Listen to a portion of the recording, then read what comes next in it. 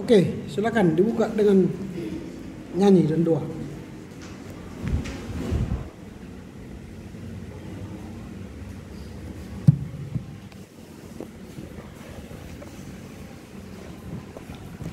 Baik, selagi kita sudah selesai ke grup, kita mulai belajar melayani kata ujian kita. Azaraku, oh Tuhanku, 3, 3, 2, ya.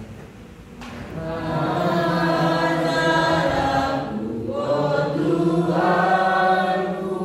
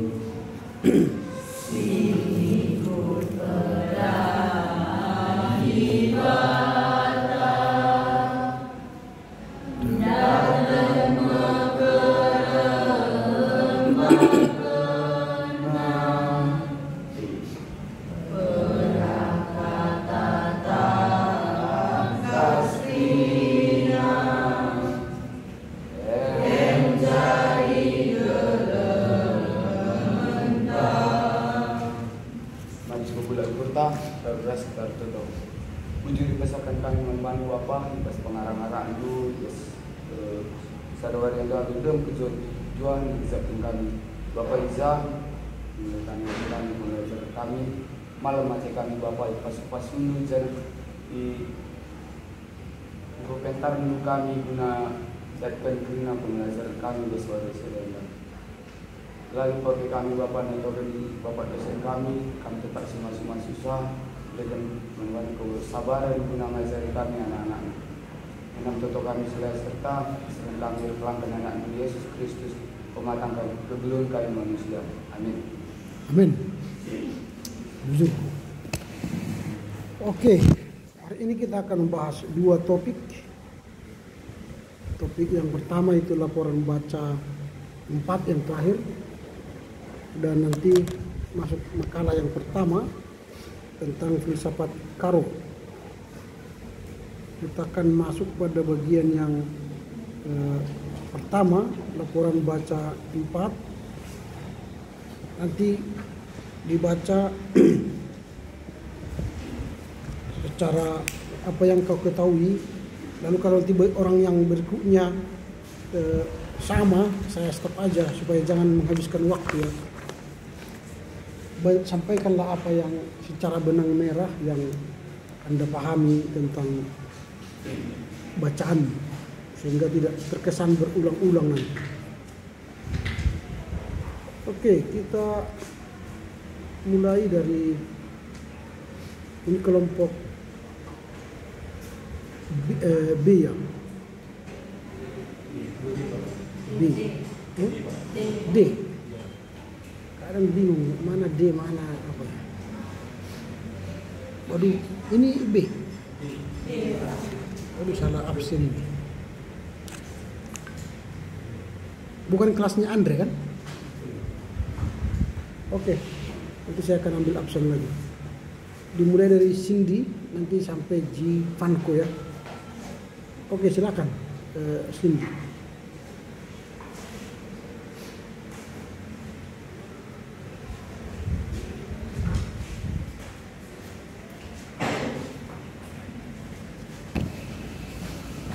Kebudayaan Islam bercorak Jawa. Dengan adanya Islam diturunkan sebagai petunjuk bagi manusia dan makhluk hidup, gunanya yaitu adalah untuk menyebar perluasan agama Islam sebagai tatanan peradaban yang baik, dan untuk menjadi kehidupan berbudaya, dan juga menjadi nilai-nilai leluhur agama yang dapat terwujud dengan baik. Kecakapan kultural masyarakat Jawa. Masyarakat Jawa dikenal sebagai masyarakat yang sangat toleran terhadap budaya asing yang masuk ke dalam masyarakat Jawa. Adapun karakter yang dapat kita ketahui dari masyarakat Jawa ini, yaitu adalah terdapat dalam merespon masuknya Islam ke dalam masyarakat Jawa yang adaptif dan kompromis. Apalagi para dai di awal Pulau Jawa memiliki sikap yang tidak konformatif, sehingga akulturasi dalam masyarakat Jawa ini sangat cepat meluas, dan relasinya hubungan mutualistik antara Islam dan budaya Jawa ini berlangsung dengan sangat dewasa. Proses adaptasi Islam Jawa secara sosio-kultural merupakan subkultural dan bagian budaya di tanah Jawa. Masyarakat Jawa atau Wong Jawa merupakan masyarakat yang melahirkan dan menopang kebudayaan Jawa. Secara garis besar, kebudayaan Jawa ini dapat dikategorikan menjadi 3 kebudayaan. Yang pertama yaitu kebudayaan pesisir atau di sepanjang Pantura, dan yang kedua kebudayaan Banyumas atau kedua Magelang dan Banyumas, dan ketiga kebudayaan Nagari Agung atau kebudayaan keraton yang meliputi Madura, Kediri, dan Malang. Nuansa tasawuf. Setelah masuknya Islam, tradisi Jawa pun masih eksis karena para dai awal menjaga eksistensi tradisi Jawa dan simbol-simbol yang dimilikinya sebagai media sekaligus metodologi penyampaian pesan moral Islam. Banyak simbol-simbol yang diciptakan oleh para wali dalam penyebaran Islam dengan jalan menjadi adat istiadat. Tradisi dan kultur Jawa sebagai suatu yang tidak perlu dikonfirmatif. Kultur mistisme Islam kejawen kendati mendapat tantangan dari adanya modernisasi dan globalisasi.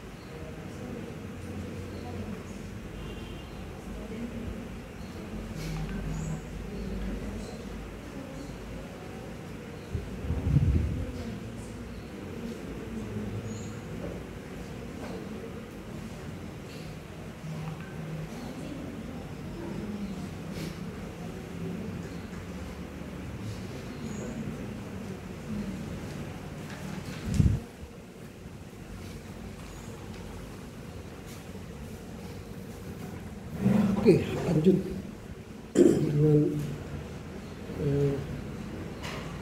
Sumitro. Baik, saya akan memaparkan hasil laporan baca saya yang berjudul Kebudayaan Islam Bercorak Jawa, menjelaskan bagaimana adaptasi Islam dalam Kebudayaan Jawa yang ditulis oleh Syamsul Bakri, di mana Islam Jawa bukanlah suatu aliran agama Islam, yaitu bahwa masyarakat Jawa ini merupakan Islam Jawa ini merupakan produk dari proses adaptasi Islam dan dalam budaya masyarakat Jawa. Hal ini dibuktikan karena nilai-nilai Islam sangat universal. Jadi begitu eksklusif untuk dianut oleh atau diadaptasi oleh masyarakat Jawa. Nah, dalam perspektif antropologi budaya, setiap manusia dan masyarakat tidak mampu untuk menahan diri atau menghindarkan diri dari upaya menafsirkan objek yang disandarkan dari kondisi historis yang mempengaruhinya.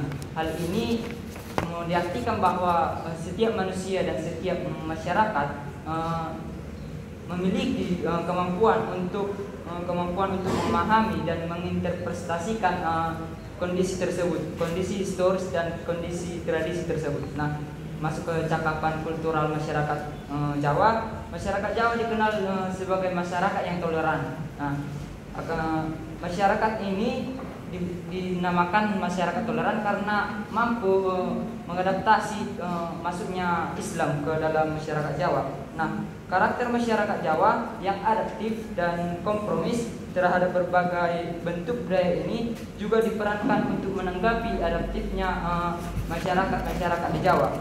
Nah, walaupun akhir-akhir ini ada gerakan puritan yang ingin melakukan purifikasi kepada Islam, akan tetapi adaptasi dari budaya masyarakat Jawa itu tidak sirna atau tidak hilang. Nah, begitu. Adapun proses adaptasi Islam ke Jawa yaitu bahwa secara sosio atau kultural adalah merupakan subkultur dari bagian budaya di tanah Jawa. Nah, berbagai budaya-budaya yang ada di tanah Jawa, akan tetapi ada 3 subbudaya yang ada di budaya Sunda, yaitu dengan berbahasa Sunda dan ada di Jawa Barat.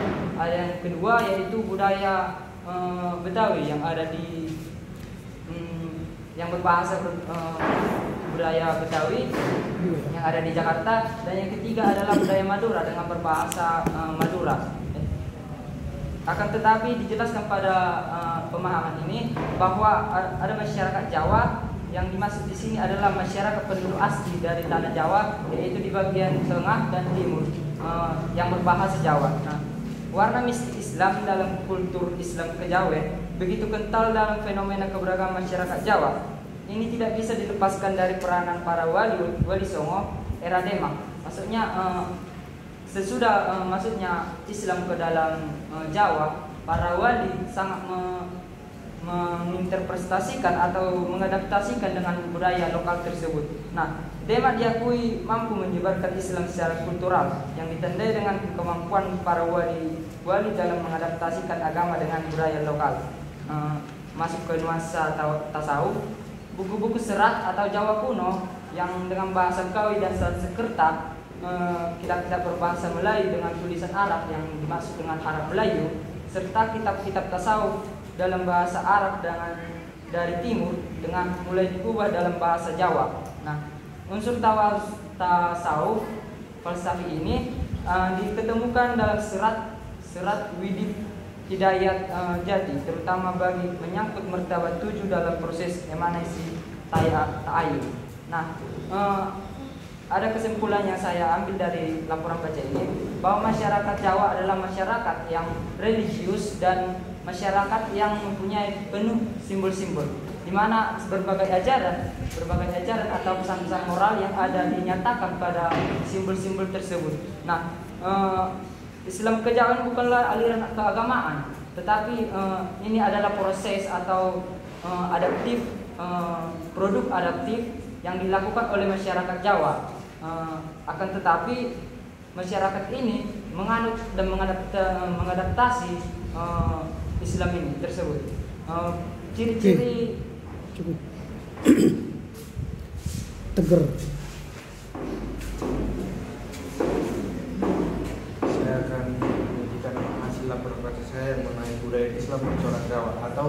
tradisi Islam budaya Jawa. Dalam penyebarannya agama Islam, dalam sejarahnya agama Islam menyebar dengan mendapat berbagai tantangan-tantangan seperti tantangan-tantangan yang berbeda-beda dengan daerah-daerah yang berbeda juga, seperti di Jawa. Di Jawa tantangan muncul dari tradisi mistik Jawa dan budaya Jawa Hindu. Namun demikian atas kepekaan intelektual dan kultur palawari, Islam dihadirkan di Jawa Tengah dengan wajah yang santun, adaptif dan tidak konfrontatif dengan budaya kejawen asli maupun Jawa Hindu. Masuk kedua yaitu kecakapan kultur masyarakat Jawa. Masyarakat Jawa adalah masyarakat yang dikenal dengan masyarakat yang toleran terhadap budaya asing maupun negara asing, termasuk juga kepada Islam, sehingga Islam dengan mudah masuk ke dalam masyarakat Jawa. Selain itu, para wali juga tidak melakukan sikap tindakan promotif, sehingga rakyat Jawa tidak terlalu kaget dengan kehadiran Islam di tanah Jawa. Selanjutnya, selain itu, tradisi-tradisi Jawa juga menjadi identitas khas yang semakin berkembang. Hal ini ditunjukkan dalam upacara selamatan khas Jawa yang sudah dimasuki unsur-unsur Islam, seperti upacara kehamilan atau mitoni, kematian, selamatan padi, dan berbagai bentuk ritual khas Jawa yang lain. Dan apa yang terjadi di Jawa sangat berbeda dengan terjadi di Aceh, karena rakyat Jawa tadi toleran terhadap budaya asing atau negara asing, sehingga budaya Jawa itu tidak luntur meskipun masuknya Islam ke tanah Jawa. Sedangkan di Aceh, karena Aceh tidak sama seperti di Jawa, sehingga kemudian menghapus konsistensi sejarah sebelumnya, sehingga kebudayaan Aceh dan kebudayaan Buddha menjadi sia-sia dan hilang tanpa bekas. Selanjutnya itu proses adaptasi. Di dalam Jawa, kenapa di sini disebut Wong Jawa? Karena di tanah Jawa itu memiliki beberapa budaya, ada 3, yaitu budaya Sunda, budaya Betawi, dan budaya Madura. Yang budaya Sunda terletak di Jawa Barat, budaya Betawi di Jakarta, dan budaya Madura di Jawa Timur bagian utara dan bagian timur. Masyarakat Jawa yang dimaksud di sini adalah masyarakat Wong Jawa, merupakan masyarakat yang melahirkan dan menopang kebudayaan Jawa. Secara garis besar, kebudayaan Jawa dapat dipilih dalam tingkat 3 kategori identitas, yaitu yang pertama kebudayaan pesisiran di sepanjang Pantura, kedua Banyumas, Magelang, dan Banyumas atau Gunung Mas. Yang ketiga kebudayaan Negeri Agung atau kebudayaan keraton. Inilah yang sering disebut sebagai kebudayaan kejawen. Dari kedua wilayah Kesultanan Yogyakarta dan Kasuman Sukarta, inilah maka kemudian tradisi kejawen berkembang. Istilah Islam dipakai dalam tradisi kejawen sebagai bentuk perpaduan sinkretik mutualistik, sekaligus menjadi identitas tersendiri yang berbeda dengan identitas Islam Uritan maupun identitas Jawa. Islam kejawen adalah agama Islam yang telah beradaptasi dengan kultur dan tradisi Negeri Agung. Berdirinya Denmark sebagai kerajaan Islam pertama di Jawa merupakan realitas politik di mana politik Jawa Islam telah dapat menggeser kekuasaan politik Jawa Hindu. Masa ini juga ditandai dengan masa peralihan atau transisi dari masa Hindu ke masa kewalian atau kewalian. Budaya Jawa yang pada mulanya bercorak animistik dan hinduistik mulai berubah warna sejak zaman kewalian atau kewalian. Namun corak mistisme dan etika Jawa tetap eksis pada masa kewalian. Bahkan para wali tidak bersifat konfrontif terhadap budaya lokal yang ada. Sikap inilah yang awal mula cikal bakal dan menjadi corak khas Islam Jawa. Di dalam agama Islam memiliki ajaran universal yang dapat dan mudah dikompromikan dengan budaya lokal. Dari budaya Islam kejawen kita bisa memahami bahwa Islam memiliki adanya subvarian budaya. Meskipun memiliki pengaruh dari Melayu, tetapi identitas khas Jawa masih bisa dikenali sekaligus menjadi perbedaan dengan Melayu. Sekian. Sekian, Pak. Oke. Lanjut, Thomas.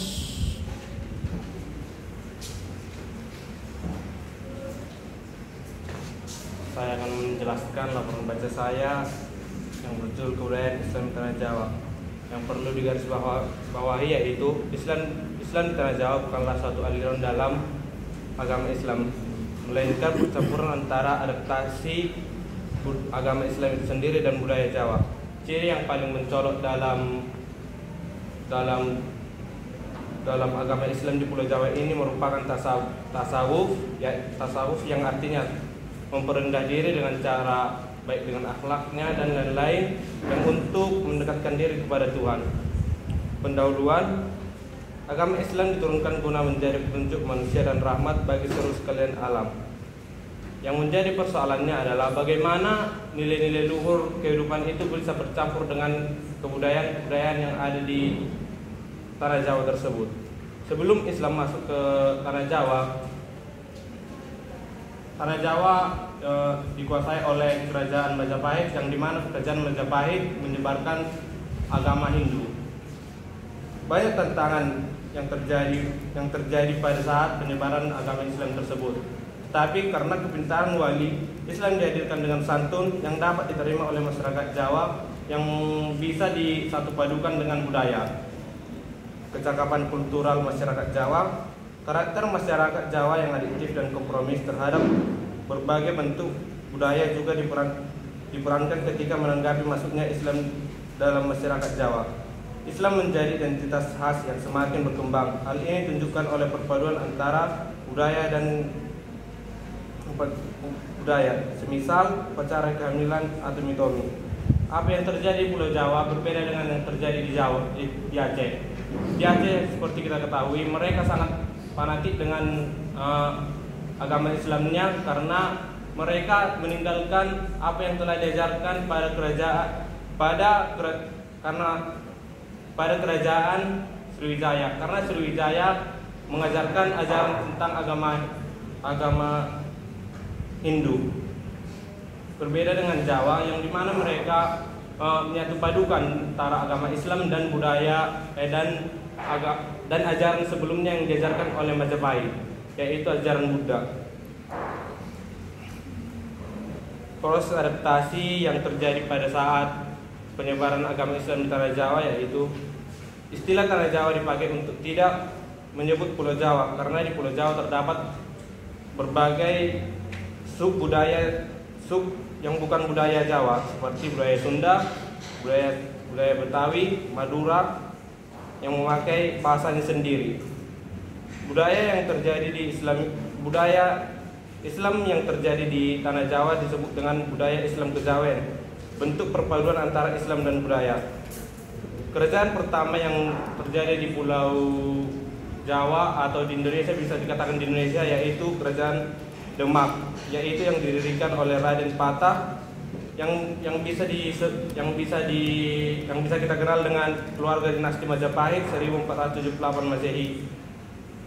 Setelah runtuhnya Kerajaan Majapahit, Raden Patah ini mendirikan Kerajaan Demak yang dapat memperkuat fondasi penyebaran agama Islam tersebut. Nuansa tasawuf yang terjadi di Pulau Jawa, yaitu masyarakat Jawa penuh religius dan penuh simbol. Logat Jawa yang berunsur Arab disebut dengan alis madada. Misterisme Islam Kejawen Jawa, yaitu persoalan tentang ketuhanannya. Penutup, Islam plus kebudayaan menjadi sebuah ciri khas yang terjadi di Tanah Jawa karena telah dilakukan fondasi yang sangat kuat oleh para wali. Sekian dan terima kasih. Oke. Lanjut. Tresia.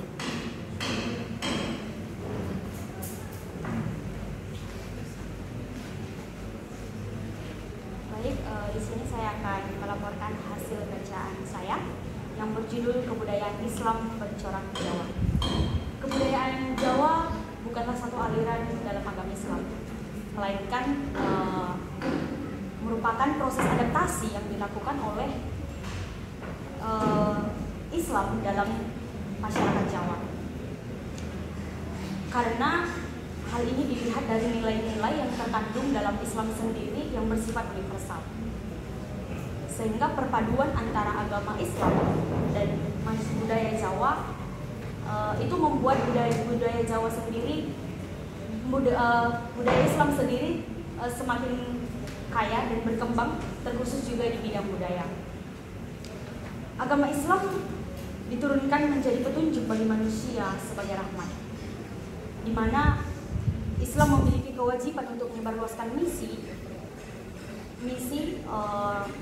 mencapai kebaikan dan terciptanya hidup masyarakat yang berbudaya. Kalau dilihat secara sejarah agama Islam,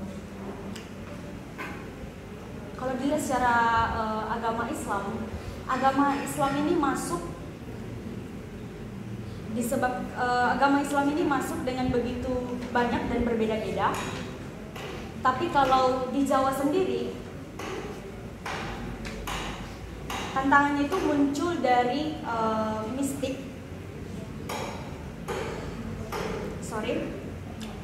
Kalau dilihat dari agama Islam sendiri, agama Islam diturunkan menjadi petunjuk bagi manusia sebagai rahmat.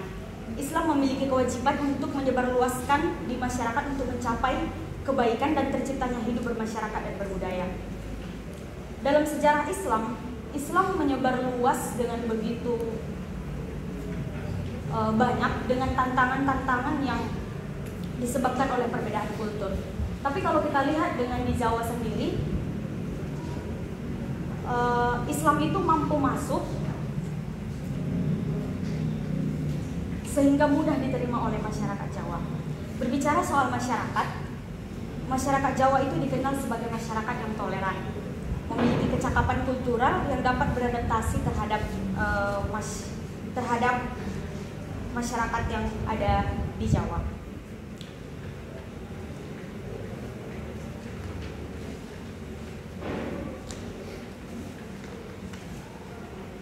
Islam merupakan bagian dari budaya tanah Jawa. Istilah Jawa dipakai untuk menyebut Pulau Jawa karena Pulau Jawa terdapat budaya yang bukan termasuk budaya itu sendiri, melainkan mereka juga sanggup menerima budaya Betawi, budaya Sunda, budaya Melayu. Dan secara garis besar, kebudayaan Jawa dapat dipisahkan dalam 3 kategori. Yang pertama itu kebudayaan pesisiran, yang kedua kebudayaan Bayu Masan, dan yang ketiga kebudayaan Nagari Agung. Nah, kebudayaan Nagari Agung inilah yang disebut dengan Islam Kejawen, di mana Islam Kejawen adalah yang bisa diartikan mampu beradaptasi dengan kultur yang kemudian menciptakan sebuah identitas antara penggabungan Jawa dan masyarakat, antara penggabungan Jawa dan Islam menjadi warga Jawa. Selain masyarakat Jawa yang toleran, ternyata masyarakat Jawa juga merupakan masyarakat yang religius, penuh dengan simbol. Simbol yang dimiliki untuk menyatakan penyampaian pesan moral yang menggunakan simbolik seperti tambang, seni, dan tradisi lokal seperti upacara adat. Dalam Islam Kejawen, spiritual dan etika diperoleh melalui perenungan sehingga cahaya Tuhan menyinari hati dan mampu menciptakan ajaran ontologi, teologi, antropologi, metafisika, kemanusiaan, dan yang paling penting tidak bisa lepas itu dari Al-Quran. Dapat kita ingat bahwa Islam Kejawen itu bukanlah aliran keagamaan dalam Islam, namun merupakan adaptasi kultur masyarakat Jawa karena nilai-nilai yang bersifat universal. Corak keberagaman Jawa antara perpaduan Islam dan kebudayaan Jawa yang menjadi fondasi yang diletakkan untuk melakukan Islamisasi di tanah Jawa. Terima kasih. Oke.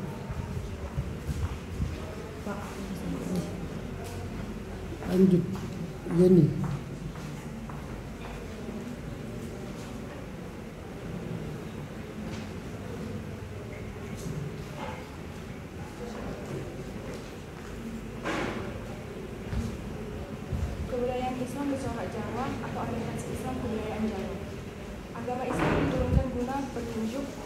dan sebagai rahmat.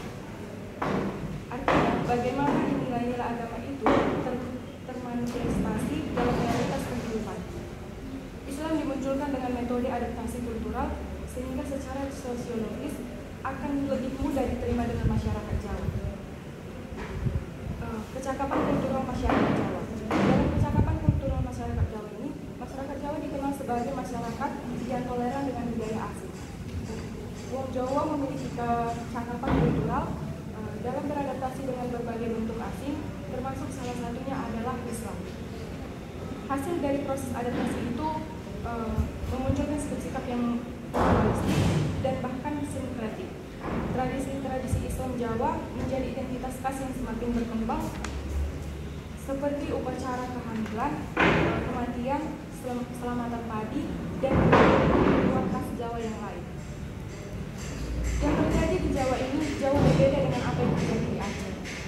Di Aceh tidak terjadi sinkretisme dan relasi yang mutualistik antara kebudayaan lokal dengan kebudayaan asing yang datang. Proses adaptasi. Di dalam proses adaptasi ini, kebudayaan Jawa dapat dipilahkan dalam 3 kategori, yaitu kebudayaan pesisiran, kebudayaan Banyumasan, dan kebudayaan Nagari Agung. Nah, kebudayaan Nagari Agung ini sering sekali disebut sebagai kejawen.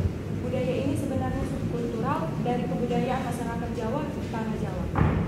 Istilah Islam dipakai dalam tradisi kejawen sebagai bentuk perpaduan sinkretik mutualistik. Islam kejawen ini adalah agama Islam yang telah beradaptasi dengan kultur, tradisi Nagari Agung yang kemudian dapat menciptakan sebuah identitas penggabungan antara budaya Jawa dan Islam menjadi religiusitas Islam dengan warna Jawa. Dalam Islam kejawen, laku-laku spiritual dan etika sosial diperoleh melalui perenungan dan uzlah atau pertapaan, sehingga cahaya ketuhanan dapat menyinari hati, sehingga dapat melihat dan menemukan hakikat kehidupan dan persoalan mengikutinya secara jernih. Keberadaan Islam kejawen dalam kerangka sosiologis tidak perlu dipertentangkan karena merupakan budaya religius Jawa Islam. Begitu juga dalam perspektif teologis, Islam kejawen harus dihargai keberadaannya karena merupakan hasil olah rasa dan hasil olah pikir para ulama dan teolog Jawa dalam memahami dan mengaktualisasikan nilai-nilai religi dalam kultur lokal. Perlu kita ketahui dan pahami bahwa Islam kejawen bukanlah aturan keagamaan dalam Islam, namun hanya merupakan produk adaptasi Islam dalam kultur masyarakat Jawa. Nilai-nilai Islam sendiri bersifat universal sehingga inklusif untuk diadaptasikan dalam berbagai kultur masyarakat. Oke, lanjut. Di Yaman. Baik, saya akan melaporkan laporan baca saya yang berjudul Kebudayaan Islam Bercorak Jawa. Dalam sejarah Islam, agama ini menyebar dengan mendapat banyak tantangan yang berbeda-beda antara daerah yang satu dengan yang lainnya. Di Jawa, tantangan muncul dari tradisi mistik Jawa dan budaya Jawa dan Buddha. Masuk ke dalam kecakapan kultural masyarakat Jawa. Masyarakat Jawa dikenal sangat toleran dengan budaya asing yang masuk ke wilayah budaya Jawa. Rakyat atau wong Jawa memiliki kecakapan kultural dengan beradaptasi dengan berbagai bentuk budaya asing, dan salah satunya adalah Islam, dikarenakan sikap mental masyarakat Jawa berbasis pada moralitas harmonisasi kehidupan. Karakter masyarakat Jawa ini juga diperankan ketika menanggapi masuknya Islam dalam masyarakat Jawa, sehingga akulturasi Islam dalam kebudayaan Jawa semakin memperoleh tempat yang luas. Berbeda dengan apa yang terjadi di Aceh. Sebelumnya Aceh adalah bagian dari pengaruh kerajaan Sriwijaya yang beragama Buddha. Masuk ke dalam proses adaptasi, Islam Jawa secara sosio-kultural adalah merupakan subkultural dan dan bagian dari budaya di tanah Jawa. Istilah tanah Jawa dipakai untuk tidak menyebut Pulau Jawa karena di Pulau Jawa terdapat banyak budaya-budaya yang bukan termasuk dalam subbudaya Jawa seperti budaya Sunda, Betawi, dan yang lain-lain. Secara garis besar budaya Jawa dapat dilihat dari 3 kategori identitas, yaitu budaya Jawa pesisir, kebudayaan Bunyu Saman, dan Negeri Agung. Kebudayaan inilah yang sering disebut sebagai kejawen, dan istilah ini dipakai dalam tradisi kejawen. Istilah kejawen adalah agama Islam yang telah beradaptasi dengan kultural dan tradisi Negeri Agung yang kemudian dapat menciptakan sebuah identitas penggabungan antara budaya Jawa dan Islam yang menjadi religiusitas Islam dengan berwarna Jawa. Dalam proses adaptasi, Wali Songo juga menerapkan metode yang diambil dari ayat Al-Quran. Penggunaan ini dalam rangka menghadapi tokoh-tokoh, para pemimpin, dan orang-orang terpandang ataupun para bangsawan yang lain.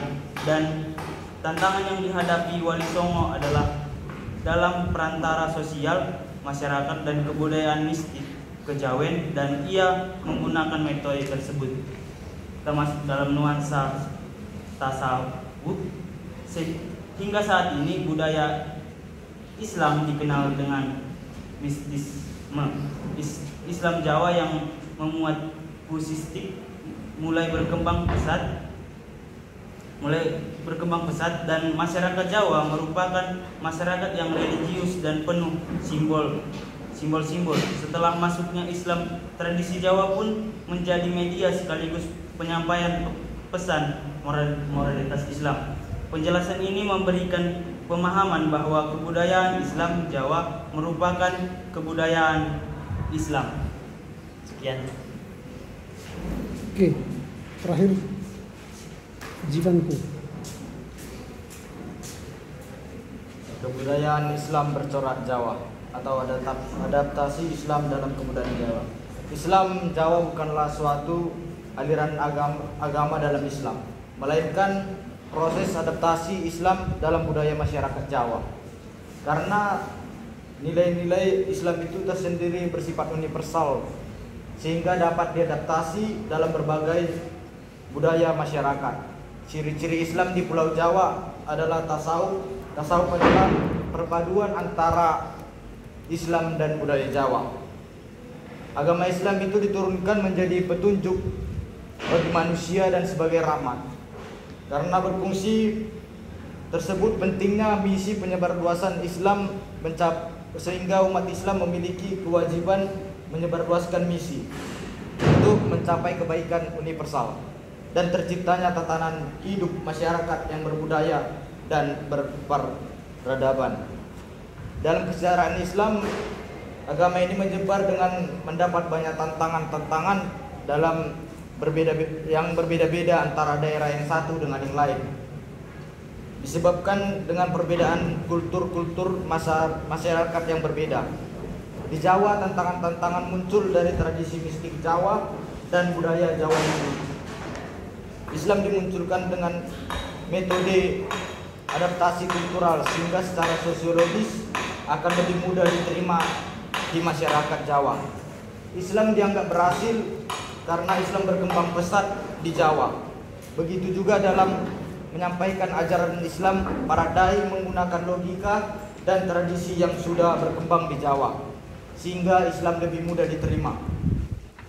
Masyarakat Jawa dikenal sebagai masyarakat yang toleran dengan budaya asing yang masuk ke wilayah kebudayaan Jawa atau Wong Jawa. Memiliki kecakapan kultural yang beradaptasi dengan berbagai bentuk budaya asing. Termasuk salah satunya adalah Islam. Karena sikap mental masyarakat Jawa itu berbasis pada moralitas, harmonisasi, dan dalam kehidupan. Bahkan tradisi Islam Jawa mencapai identitas khas yang semakin berkembang. Islam Jawa secara sosiokultural adalah merupakan subkultur dari budaya di tanah Jawa. Tanah Jawa dipakai tidak untuk tidak menyebut Pulau Jawa, karena di Pulau Jawa itu terdapat budaya-budaya yang bukan termasuk subbudaya Jawa seperti Sunda, Betawi, Melayu, dan Madura. Adapun masyarakat Jawa yang dimaksud di sini adalah penduduk asli di bagian tengah dan timur Pulau Jawa yang berbahasa Jawa. Kebudayaan Jawa tersendiri dalam pengertian yang lebih luas meliputi sub-subkultur yang ada di tanah Jawa. Secara garis besar kebudayaan Jawa dapat dipilahkan dalam 3 kategori identitas, yaitu kebudayaan pesisiran, kebudayaan Banyumasan, kebudayaan Nagari Agung. Kebudayaan Nagari Agung inilah yang sering disebut dengan kejawen. Kejawen sebenarnya subkultur dari kebudayaan masyarakat Jawa atau orang Jawa di tanah Jawa. Kitab-kitab tasawuf dalam bahasa Arab dari Timur Tengah mulai diubah dalam bahasa Jawa. Masyarakat Jawa merupakan masyarakat yang penuh simbol. Bahkan ajaran dan pesan moral yang sering dinyatakan dalam bentuk-bentuk simbol setelah masuknya Islam dalam tradisi Jawa pun masih eksis, karena para dai menjaga eksistensi tradisi Jawa dan simbol-simbol yang dimilikinya sebagai media sekaligus metodologi dalam penyampaian pesan moral Islam. Maka tidak heran kalau pesan moral Islam menggunakan bahasa simbolik seperti tembang, seni, dan berbagai tradisi lokal atau upacara adat.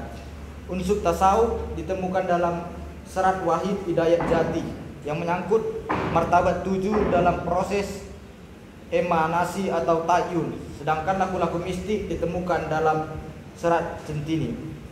Dalam kitab Wedatama terdapat ajaran-ajaran yang dikombinasikan dengan ruang lingkup budaya Jawa. 2 inti ajaran yang ditekankan dalam serat ini yaitu ajaran penyembahan atau ritual 4 tingkat atau sembah catur. Istilah sembah catur ini pada dasarnya berasal dari ajaran tasawuf Islam, di mana penekanan terhadap tingkatan ilmu yaitu syariat, tarikat, hakikat, marifatan. Penjelasan di atas memberikan pemahaman bahwa kebudayaan Islam Jawa merupakan subvarian kebudayaan Islam. Bahwa Islam kejawen bukanlah aliran kebudayaan dalam Islam, namun hanya merupakan proses adaptasi Islam dalam kultur masyarakat Jawa. Karena nilai-nilai Islam tersendiri bersifat universal sehingga inklusif untuk diadaptasikan dalam berbagai kultur masyarakat. Islam Jawa merupakan perpaduan mutualistik antara Islam dengan kebudayaan Jawa. Sekian dari laporan baca saya. Terima kasih. Oke. Ya, saya sudah membaca semua yang disampaikan kepada saudara, dan kesan saya masih tidak ada yang memuaskan ya, karena masih terkesan hanya baca tanpa memahami. Kalian hanya pindahkan dari tulisannya Samsul Bakri ke paper kalian semua. Tidak ada pemahaman yang jelas dari saudara yang membaca. Padahal itu hanya 8 halaman. Tidak ada sedikit pun yang saudara pahami. Kalau saya tanya sekarang kepada kalian, apa sebenarnya inti dari pemikiran Samsul Bakri, kalian pun yang membaca itu tidak tahu. Karena hanya mengulangi apa yang disampaikan oleh Samsul Bakri, tapi kalian tidak paham apa yang dia sebut. Nah itu, jadi sayang sekali sebenarnya, karena tidak begitu memuaskan ya. Dan ini sudah terakhir. Saya pikir dengan 3 kali kita berbicara soal laporan baca, saudara sudah semakin mematangkan diri untuk mengerti sebuah tulisan. Cerdas itu pemberian, tetapi pintar itu berusaha. Kalian lahir itu sudah diberikan Tuhan cerdas. Tergantung apakah kecerdasanmu kau tambah ke dalamnya kepintaran atau tidak. Pintar itu harus dipelajari. Pintar ngomong, pintar jalan, itu belajar. Mulai dari A, B, itu kan. Merangkak, baru berjalan. Pintar menulis, pintar membaca, itu dilatih. Pintar membagi-bagi berkali-kali, berkurang-kurang, itu dilatih. pintar berteologi pun dilatih. Dan pintar berfilsafat pun dilatih. Jadi kalau saudara tidak melatih diri untuk menjadi orang pintar, maka ya saudara tidak akan pintar. Jadi kalau saudara tidak pintar, maka jemaat Tuhan akan dibawa kemana? Jadi kalau pemimpinnya orang bodoh, maka jemaat akan kalian giring nanti ke neraka. Karena kalian tidak pintar. Jadi hanya asal-asalan, asal ada, asal selesai tugas. Tapi tidak paham apa yang saudara baca, sehingga Anda hanya memindahkan dari paper Samsul Bakri itu ke paper yang kau tulis tanpa ada rasa paham daripadanya. Sebenarnya Samsul Bakri ini seorang dosen sejarah kebudayaan Islam di IAIN Surakarta, Solo, yang bergumul tentang sebuah fenomena di mana ada Islam Jawa yang bukan Islam, yang bukan sebuah aliran Islam atau sekte dalam Islam. Tapi Islam Jawa ini benar-benar ada, bukan bohongan. Lalu dia teliti mengapa ada Islam Jawa. Nanti juga ada Kristen Madura misalnya, atau Kristen Batak, atau Kristen Sulawesi. Tapi yang dia teliti ini Kristen Islam Jawa. Apa rupanya itu Islam Jawa atau Islam bercorak Jawa? Maka dalam abstrak itu kan sebuah intipati dari sebuah tulisannya. Disitulah sebenarnya kata kunci yang hendak dia sampaikan dalam tulisannya ini. Itu sebab dia mengatakan Javanese Islam is not a religious sect in Islam, but only a product from adaptation process of Islam in the Java community culture. Jadi Islam Jawa itu bukanlah sebuah sekte atau aliran agama Islam, tetapi Islam Jawa itu adalah produk dari sebuah proses adaptasi Islam dalam budaya masyarakat Jawa. Jadi ada produk agama Islam yang bercorak Jawa. Ini pernyataannya yang harus dia teliti kebenarannya. Lalu argumentasinya ialah dia berkata, this is possible. Ini mungkin. Mengapa? Mengapa mungkin ada Islam bercorak Jawa? Karena dia katakan because the values of Islam itself is universal, so inclusive to be adapted in various people cultures. Itu argumentasinya. Jadi Islam bercorak Jawa itu mungkin ya. Mengapa? Karena dia berkata nilai-nilai Islam sendiri adalah universal sehingga inklusif. Kalau nilai-nilai Islam itu universal, inklusif, itu bisa beradaptasi dengan nilai-nilai inklusif juga atau yang universal juga di budaya Jawa. Ketemu. Jadi dua budaya itu bisa bertemu, Islam dan Jawa. Jadi apa yang terjadi? Kalau ini sudah ketemu, berarti terjadi dia sebut di sini, yang terjadi adalah kalian tidak baca ini, mutualistik hubungan yang mutualistik, relasi yang mutualistik antara Islam dan budaya Jawa. Karena sama-sama universal dan inklusif tadi, terjadilah hubungan yang mutualistik, relasi yang mutualistik, yang saling berhubungan antara satu dan lain. Memang akibatnya ada. Apa itu? Terjadi sinkritisme.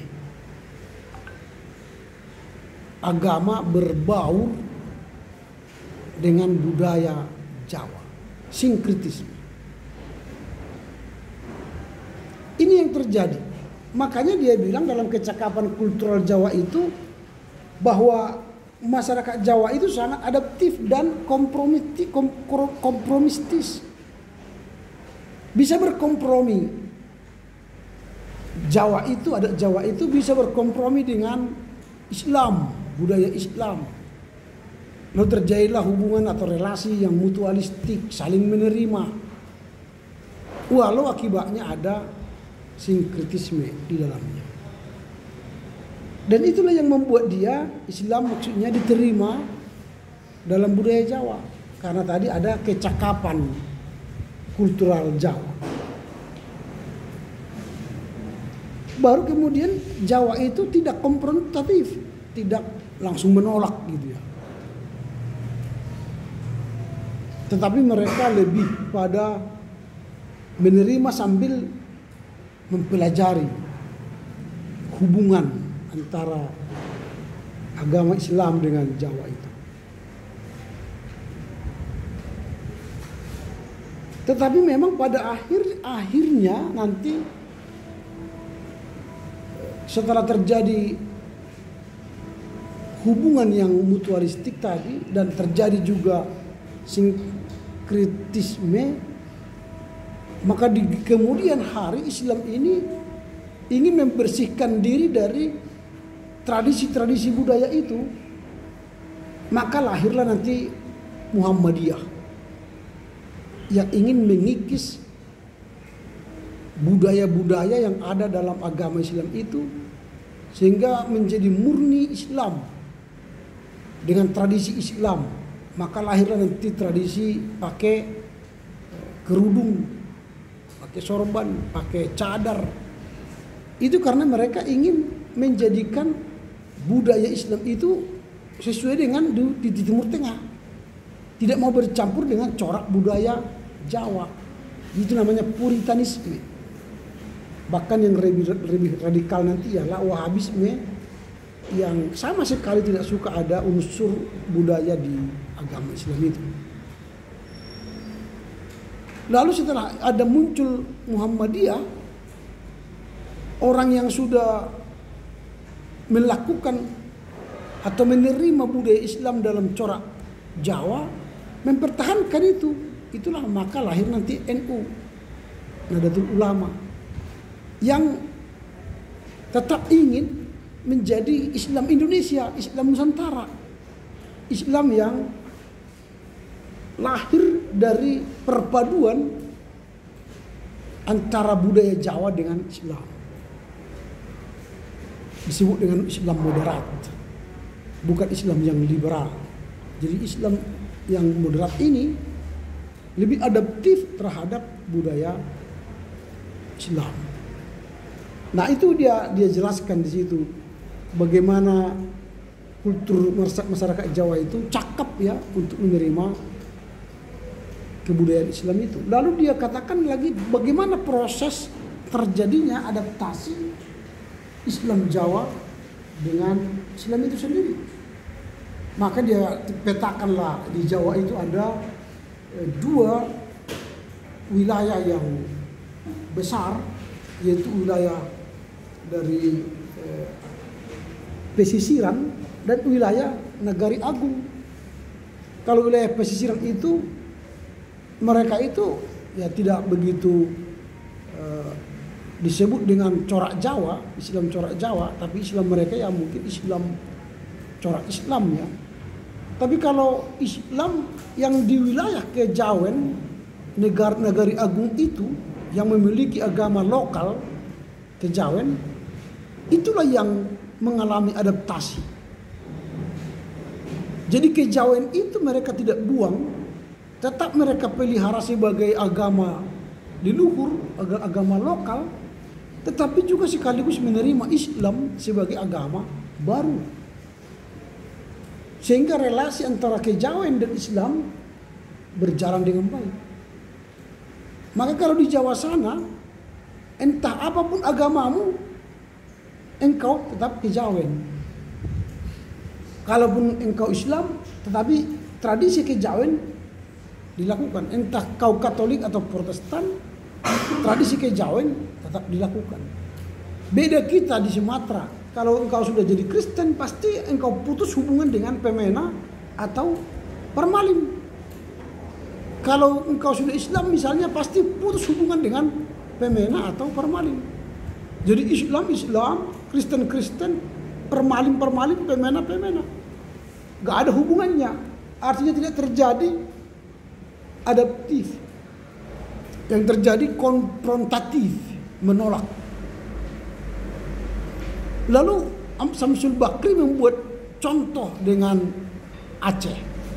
Aceh itu menurut dia, mereka terlampau menerima total, bulat-bulat. Ketika agama Buddha masuk ke Aceh, maka mereka bulat-bulat menjadi Buddha dan tradisi lokal mereka hilang. Tidak ada lagi tradisi Aceh.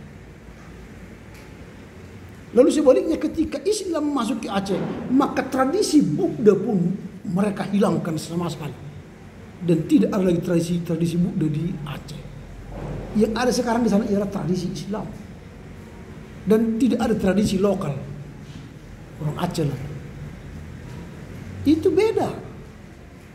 Itu namanya bukan soal adaptif ya, tapi terlampau terbuka kepada semua yang ada dan membuang tradisi lama dan menerima tradisi baru. Memang di situ tidak ada sinkretisme, tapi yang terjadi ialah perubahan yang radikal, meninggalkan yang lama dan menerima yang baru. Nah, ini yang kita lihat dalam proses adaptasi itu, dan ada peran dari Wali Songo dan sebagainya. Lalu dia katakan bahwa nuansa tasawuf itu kental dalam corak Islam Jawa. Artinya tasawuf ini kan mistisisme ya. Jadi kalaupun dia sudah mengaku Islam lalu tetap kejawen, atau dia mengaku Kristen tetap kejawen, mengaku Katolik tapi tetap kejawen, mistisisme itu tetap dipelihara, tetap terpelihara mistisisme ini. Nah, suka tidak suka ya, mereka harus mengimani itu. Misalnya contoh, kalau di Jogja, kalau nanti kalian pergi ke Jogja ya, ada di situ mall Ambarukmo namanya. Di situ ada kamar 13. Jadi kamar 13 itu Sultan Hamengkubuwono itu harus berkomunikasi dengan Nyai Roro Kidul. Percaya tidak percaya, itu dilakukan di ruangan itu. Atau lebih dalam rangka komunikasi itu, istilahnya itu mereka melakukan ritual-ritual yang mistis lah di sana dengan Nyai Roro Kidul. Nah itu, jadi mistisisme itu masih hidup. Lalu kalau di keraton Jawa itu sampai sekarang itu ada di situ lilin yang tak pernah mati, ratusan atau bahkan ribuan tahun. Ada lilin yang tak pernah mati. Percaya tidak percaya, ya itulah tradisi mereka sampai sekarang.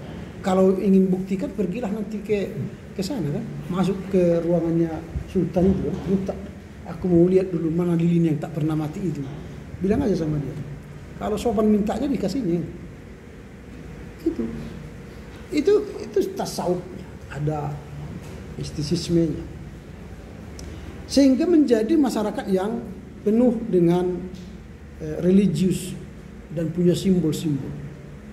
Ya kalian nanti masuk ke dalam sebuah rumah makan atau masuk kepada toko-toko, kalian lihat nanti ada di situ sesembahan atau wangi-wangi dupa dan sebagainya, itu biasa itu bagi mereka. Kalau nanti bulu kuduk kalian berdiri berarti ada kekuatan gaib dan nasib, ya biasa itu bagi mereka, biasa itu. Karena mistisismenya kuat. Apalagi kalian yang punya sudah dekat dengan Tuhan kan, sehingga bertemu dengan roh-roh seperti itu kayak terasa ya. Kalau kalian masuk ke sebuah ruangan, ada terasa sama kalian kalau ada sesuatu yang lain di situ? Ada? Atau kalian tidak punya rasa sama sekali? Biasanya kita punya rasa itu. Apalagi kalau lewat dari kuburan malam-malam kan, langsung kayak terasa gitu. Padahal sebenarnya nggak ada apa-apa di situ. Hanya tanah yang berisi mayat-mayat di dalamnya kan. Itu pun sudah dibu semua. Tapi kalian punya rasa ada kekuatan dari sana yang memanggil-manggil kan. Hai. Akhirnya kalian kalau sudah sempat di sana lari-lari kencang. Makin lari makin takut. Karena kalian lihat goyang-goyang, jangan-jangan kalian tidur kan. Padahal daun pisangnya yang gini-gini dihembus angin. Ada kain putih di situ karena ada hembus angin, kalian bilang lah entah pocong lah macam-macam. Itu kan ilusinasi kalian. Dibarengi dengan rasa takut tadi. Coba kalian berjalan tanpa ada pikiran lain, nggak ada masalah itu. Tapi karena sudah takut dan sejak kecil sudah dibilang sama orang tua, kalau kau nggak makan nanti ku bawa kau ke kuburan. Gitu. Jadi akhirnya kuburan itu menakutkan. Jadi kalian kalau kalian punya anak, jangan indoktrinasi anak kalian. Kalau kau tidak makan, ku kasih kau sama pendeta. Jadi bagi dia pendeta itu jahat, menakutkan. Sehingga dia jumpa pendeta, gemetar tangannya. Gini. Karena indoktrinasi orang tuanya. Kalau kau nanti tidak makan, ku kasih kau sama tentara, sama polisi, tukang suntik kan. Nah, itu jadi ditakut-takuti. Jangan berikan mental-mental seperti itu kepada anak-anakmu nanti. Kalau ingin anakmu bermental baja. Oke, jadi maka kesimpulannya menurut Samsul Bakri ini ialah kejawen itu bukanlah sekte atau aliran dalam agama Islam. Tapi Islam kejawen itu adalah sebuah proses adaptasi yang menjadi corak Islam Jawa. Dan itu akan ada lagi nanti Islam-Islam lain yang kalian lihat. Oke, sampai di sini dulu. Kemudian kita masuk, tepuk tangan dulu untuk kelompok 4. Lalu kita akan masuk kepada kelompok 1 untuk makalah paper mereka. Silakan dipresentasikan kelompok 1.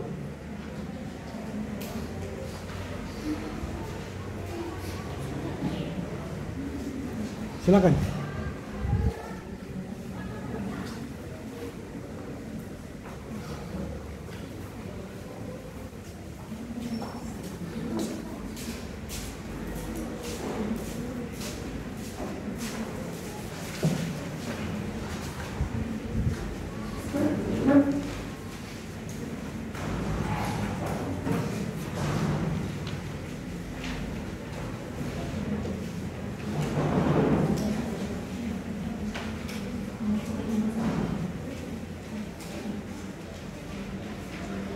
Yuk silakan dibaca.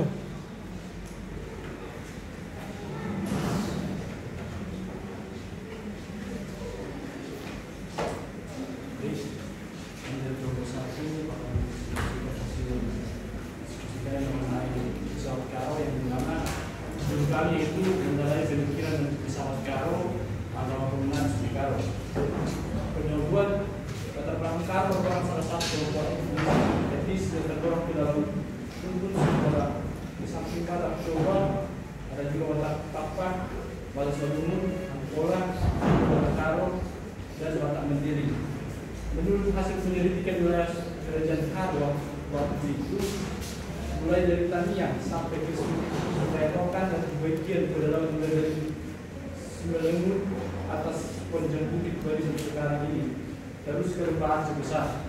Sebagaimana diuraikan dibuka bahwa setelah terjadi agresi tentara Kesultanan Aceh ke pusat kerajaan Harwapun Harulingga Timur Raja Tangku 1539 dan agresi tentara Aceh ke pusat kerajaan Harul jadi dua pada tahun 1564. Maka sejak itu terjadi perubahan besar dalam kehidupan masyarakat Karo atau Karo. Maka sejak itu disebutkan zaman Karo, sedangkan sejak dari tahun itu ke bawah disebutkan zaman Karo. Masuk ke dalam pembahasan, kata Karo berasal dari kata Karo. Haru bersumber atau kata haru. Haru bersumber lainnya mengatakan Karo berasal dari kata karau, haru atau haru. Kata haru atau aru adalah bahasa Karo tua dan sampai sekarang masih hidup dalam bahasa Karo dan bahasa Kampak yang artinya khawatir, merasa sanksi karena ketakutan. Bahasa Proto Malay atau Melayu tua yang berdiam di dataran rendah pantai Sumatera Timur, khawatir dan merasa sanksi terhadap imigran ras Neutro Malay atau Melayu muda. Sebagian melarikan diri ke pedalaman daerah pegunungan Barisan sekarang. Bangsa Proto Malay merasa haru atau haru, takut, cemas, khawatir akan akibat seperti peperangan, penyiksaan dan sebagainya. Lalu melarikan diri dan menyendiri ke daerah pegunungan. Keharuan atau khawatir semakin bertambah karena banyak yang belum pernah diuji oleh tangan manusia. Kecemasan mereka semakin dihantui oleh jurang-jurang yang lebih dalam, demi teringin terjal yang belum pernah diketahui dan dilihatnya. Mereka membuat tempatnya di buah-buah batu yang mereka pahat dengan alat-alat yang sangat primitif yang terbuat dari batu-batu keras, memahat buah umam, batu umam duri tani, buah umam saya lembah dan lain-lain. Dalam buah-buah batu itu, mereka sedikit terasa aman dan tentram dari gangguan binatang buas, tetapi mereka merasa haru di mana mereka keluar dari buah batu dalam mencari makanannya seperti lembu-lembutan, rusa kijang dan sebagainya. Perkembangan suku bangsa Haru telah diuraikan di muka bahwa suku bangsa Haru meliputi daerah Karo, Simelengut, Kapak, Alas, Gayo, Sibukan dan Gudau. Sekalipun telah diuraikan kerajaan Haru waktu itu sampai ke Sumerokan atau Haru Barumun, tetapi belum jelas apakah penduduk di daerah Barumun itu termasuk bangsa Haru atau tidak. Walaupun belum ada kepastiannya, untuk bahan-bahan pendidikan sebenarnya perlu diketahui bahwa Raja Siap menurut Iha Liumat dalam buku Sejarah Batak Karo sebuah sumbangan suku Mergatarigan kerendam yang bernama Sinuan, kata yang mendirikan kerajaan Said yang beralih menjadi kerajaan Siap. Juga Sultan Hasan menurut cerita kala keturunan Karo disebut keturunan Sibayak Lingga. Oleh karena itu mungkin daerah itu pun pada zaman dulu suku bangsanya bernama Haru pada zaman Sultan Ali Mukayat Siap. Sultan Aceh pertama pada penghujung abad ke-15 di Bali atau Lembah, kaki gunung Sarawak Aceh besar sekarang ini. Terdapat kerajaan Haru atau Karo. Penduduknya terdiri dari bangsa Haru yang kemudian tinggal di daerah itu bernama suku Kare atau Karo. Kita masuk ke dalam pikiran Karo. Setelah Panglima Agung Sumbakti gugur pada tahun 1007 dan hancurnya pasukan Panglima Kira sedang bersama pasukan Silingin Sibayak Baturedan yang bermarga Sinulingga itu, barulah pemerintah Belanda merasa aman di daerah Karo. Jauh sesudah pemerintah kolonial, Belanda menjalankan kekuasaan di daerah Karo, yaitu mulai pada tahun 1911. Barulah pemerintah Belanda menjalankan penetapan batas-batas administrasi. Pemerintahnya berjalan dengan siasat politik berbeda yang meminta belan suku bangsa Karo. Dengan terbitnya surat ketetapan tanggal 13 April tahun 1911 di nomor 7465 ditetapkanlah batas tanah Karo dengan tanah Simelengut, di mana orang Siliman kota yang beri batas kota dan negeri adalah daerah Karo. Dimasukkannya menjadi daerah tanah Simelengut dengan tanah daerah ditetapkannya pada tanggal 1964 dan daerah Karo Baru di sepanjang Sungai Lau dan dimasukkannya ke wilayah Keresidenan Tapanuli. Pemerintah kolonial Belanda mempunyai konsep bahwa suku bangsa Karo itu harus dipecah-pecah supaya kedua orang kebudayaan bangsa mereka atau mereka selima itu dapat diobrak-abrik sampai hancur dan diperbarui dengan pola kebudayaan yang baru yang sesuai dengan pandangan hidup bangsa berjajah. Tata susila Karo yang mencerminkan kepribadian yang jujur dan anti segala bentuk penjajahan. Menurut pemerintah Belanda harus direvisi dengan segala cara dan siasat supaya masyarakat Karo itu tidak punya jinak terhadap penjajahan Belanda. Itulah siasat politik kolonial Belanda pada zaman tempo dulu dengan mengarahkan Bebel ke hulu awal sebagai senjatanya yang ampuh tahun 1870. Kebutuhan pola kebudayaan bangsa mereka suku bangsa Karo itu cukuplah tangguh dan buat tidak dapat mengikut dan dikatakan oleh pemerintah kolonial Belanda. Sekalipun kaki tangan pemerintah Belanda meneruskan ajaran supaya istiadat Karo itu dihilangkan dan harus diganti dengan baru, namun kesatuan pandangan hidup suku bangsa Karo itu tetap bagaikan pagar belajar melingkari kebudayaan Karo yang identik dengan falsafah Pancasila. Di dalam wilayah suku bangsa Karo itu terdapat pula beberapa bagian daerah, yaitu yang pertama daerah Karo Gubung, yaitu tanah tinggi Karo, meliputi wilayah Kabupaten Karo sekarang ini. Daerah Karo Gubung terbagi lagi dengan beberapa daerah, yaitu Tanah Kurung Dulu, Tanah Kurung Burung atau Singgal Pulau, dan Tanah Kurung Melas. Yang kedua daerah Karo Timur yang sedang hulu dan daerah bekas Kecamatan Cingkes tahun 1996. Yang ketiga daerah Karo Baluren, Turunan Epinem dan Parah, masing-masing sepanjang Sungai Lauren, SKW Wedanan hingga Lingga. Yang keempat ada daerah Karo Jahe yaitu di Dulu. Yang kelima daerah Karo Dingin, Karo Salabian, Karo Orok, sekarang semuanya disebutkan Karo Nangka. Yang ketiga ada perserakan dan perkembangan marga di Karo. Marga asal kata berjalan seperti penting. Terus diberikan Iabas kegedukan endam. Lid akan digantikan ras kalak ilalit margana berikut cakap serta marga tina dan lapang entah turak Ibas kalak Karo 5 marga yang disebutkan atau marga selima. Tetap marga lid marga ada submarga yang hubungan tersembanyak tapi lain marga. Esenen tak 3 menit. Terusnya bertekan oleh teman saya. Satu, mata-mata Karo Rasulullah kemudiannya.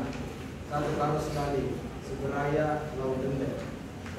Dua, Karo Kemit dari Kuta Balai Malawani Bukit. Tiga, Karo Bukit Ulu Awan Sampun 3 Panah. Karo Sinu Haji dari Haji Sidepat atau Haji Ulam, Haji Buhara, Haji Dudu, Haji Zahir. Karo Sinu Raya dari Gunung Raya, Singgalamani, Kali Batak. Karo 6, Karo Samura dari Samura. 7, Karo Sinu Lingga, Gunung Merlawan. 8, Karo Subakti dari Subakti Gajah. Karo Torong dari Torong Kaban Sumbul.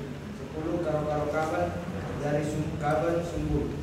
11, Karo Kacaribu dari Butarit Teraper. 12, Karo Bulu Singa dari Bulu Singa Raja Berne. 13, Karo Barus dari Barus Jahes Sipitu Huta. Karo Manik dari Bulu dari Dairi di Karo Jadi Barus. 14, Karo Setepu Sukanalu Naman. 15, Karo Sini Bulan dari Bulan Jahe Bulan Julu. 16, Karo Purba dari Kawan Jahe Prastagi Lauci atau Deli Hulu. 17, Karo Ketaren dari Ketaren Simulangit Tampilan Raya. 18, Karo Simukaban dari Pernantin Kaban 2 Bintang Meria Bulu Naman Laulingga. 19, Karo Ujung atau Ujung dari Batu Karang Besi Kalang Utanangka. 20, Karo Suka Piring dari Suka Piring. 2, marga Kinting Ras Kuta kemudian. 1, Kinting Suka. 2, Kinting Bawor. 3, Kinting Sugihan.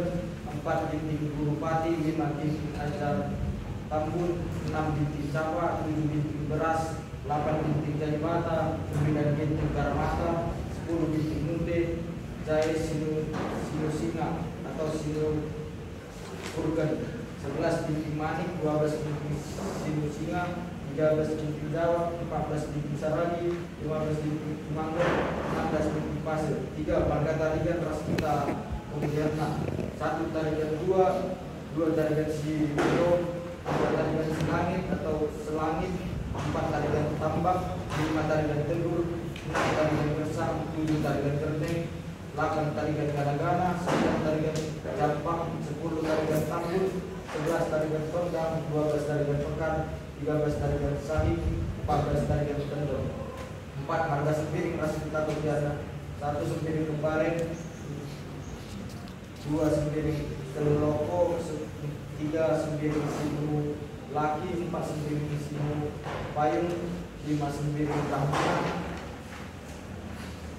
6 sempiring kolia, 7 sempiring pandia, 8 sempiring bulu kinayah, 9 sempiring muhan, 10 sempiring keling, 11 sempiring maha, 12 sempiring lala, 13 sempiring tekang, 14 sempiring pandebayang, 15 sempiring lepari, 16 sempiring busuk, 17 sempiring bunuh haji, 18 sempiring kelabi, 19 sempiring suku kapal. 5 marga perangin angin ras kita kemudian 1 perangin angin sub tendel, 2 perangin angin uta bulu, 13 perangin angin Cina bun, 4 perangin angin Cina bun, 5 perangin angin bangun, 6 perangin angin bencerang atau bencerang, 7 perangin angin keliat, 8 perangin angin blitar, 9 perangin angin sigalibun, 10 perangin angin bimbung, 11 perangin angin namu haji, 12 perangin angin masa, 12 perangin angin mano, 14 perangin angin pinem, 15 perangin angin sepayang, 16 perangin angin pengarung, 17 perangin angin sinurat, 18 perangin angin penjawan, 19 perangin angin tanjung, 20 perangin angin uir, 21 perangin angin ulu jadi, 22 perangin angin pergesi. 4 agama kita disuka. Agama berbeda di daerah Karo pada tahun 1946 diganti namanya menjadi agama Islam. Lalu pengatua adat dan guru-guru. Latar belakang pergantian nama agama berbeda itu karena sudah terlalu banyak mendapat tekanan kami dari guru-guru beliau. Dari pemerintah Belanda bersama penganjur-penganjur agama yang dibawa oleh bangsa Eropa dengan mencaci maki seenaknya saja terhadap agama berbeda, menuduh berbeda sebagai agama yang membebaskan setan, jin dan sebagainya demi untuk kepentingan kolonial Belanda. Propaganda pemerintahan kolonial Belanda bersama propaganda penganjur agama yang dibawa oleh pemerintah kolonial Belanda itu cukup mapan dan dapat sasarannya di tengah-tengah masyarakat Karo, Goba, Simalungun, dan Pak-Pak sehingga setiap mantra-mantra yang diucapkan oleh penganjur berbeda itu dianggap perbuatan sihir, perbuatan santet, dan perbuatan setan. Oleh karena lumpur caci maki begitu tebalnya dilemparkan kepada berbeda, maka oleh pemerintah adat dan guru-guru ini pada tahun 1946 sudah Indonesia merdeka, dirubahlah nama berbeda itu menjadi nama agama Islam untuk menanggalkan caci maki yang ditindakan oleh pemerintah kolonial Belanda itu. Setelah diputuskan Revolusi Nasional Indonesia pada tanggal 17 Agustus 1945, barulah terasa reda isu-isu yang mendiskreditkan agama berbeda pada penggunaan itu. Karena jiwa dan semangat penggunaan yang bersumber dari adat istiadat Karo itu, di mana tata susila bagian dari adat istiadat yang segala bentuk penjajahan dalam menjadi tiang teras perjuangan melawan penjajahan Belanda. Pemimpin-pemimpin dan anggota-anggota perjuangan seperti Resimen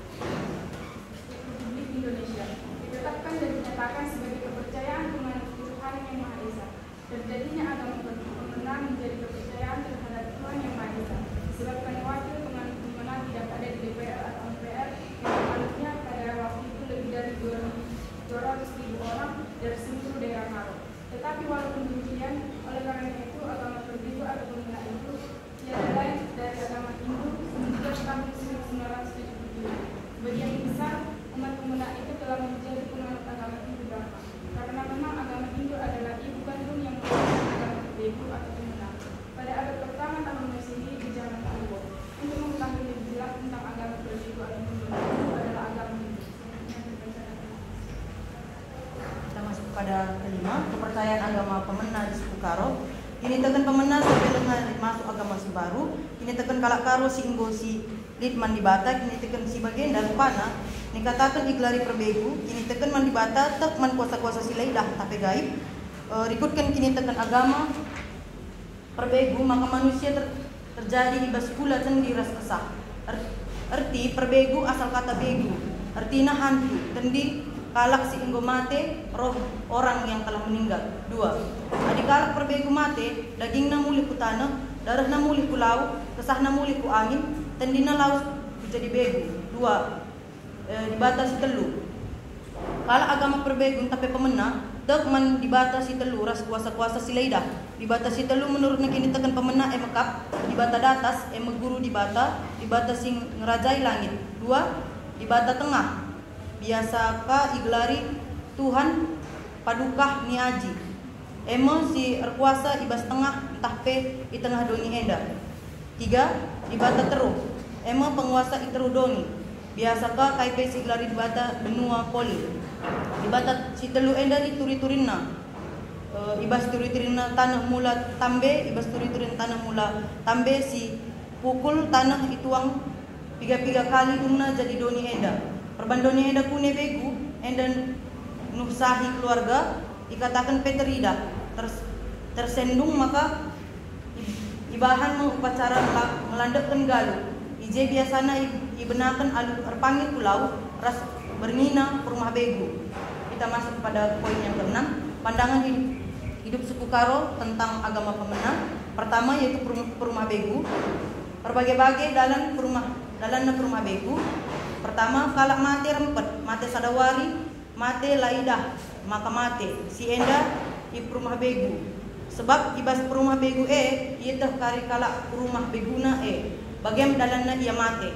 Adi murapisa kin matena teridah kari arah guru si baso Sebab adi pemena ia perumah beguna ema ka asli kugakin mate mate kai kena kai. 2. Kejadiannya ibas ia di perumah begu arkitekan dia hari ukur surah-surah pusuk. Yang ketiga belum penahanan. Nenahkan guru si baso ibahan belum penahanan isi-isi bas belum penahanan. Pertama belum sempedi. 2 timbako sepang pang. 3 gambir. 4 pinang. 5 kapur.